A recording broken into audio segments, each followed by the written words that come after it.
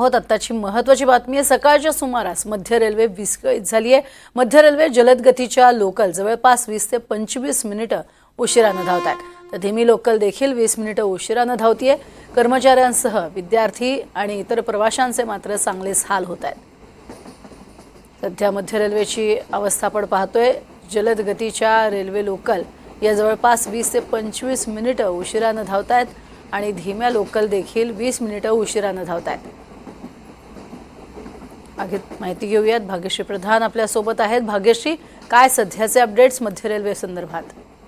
आपण जर बघितलं प्रज्ञा, तर रोजच मध्य रेल्वे उशिराने धावताना आपल्याला पाहायला मिळते। साधारण 10 ते 15 मिनिटं उशिराने धावत असते रोज। मात्र आज हे जे वेळापत्रक आहे हे अत्यंत कोलमडलेलं पाहायला मिळते। ही मध्य रेल्वे आज 25 ते 30 मिनिटं उशिराने धावताना पाहायला मिळते। 6:14 ची जी लोकल होती ती अद्यापही आलेली नव्हती। 6:35 ते 6:40 नंतर ती लोकल आली आणि ज्या धीम्या गतीच्या लोकल्स आहेत त्या देखील अत्यंत जी वाहतूक आहे ती लोकलची मंदावलेली पाहायला मिळते।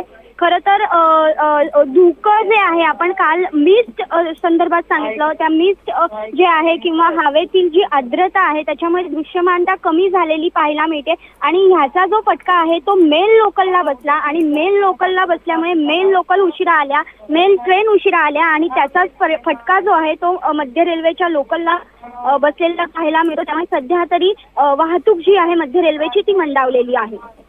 नक्कीच, तुर्तास धन्यवाद या संपूर्ण माहितीसाठी भाग्यश्री।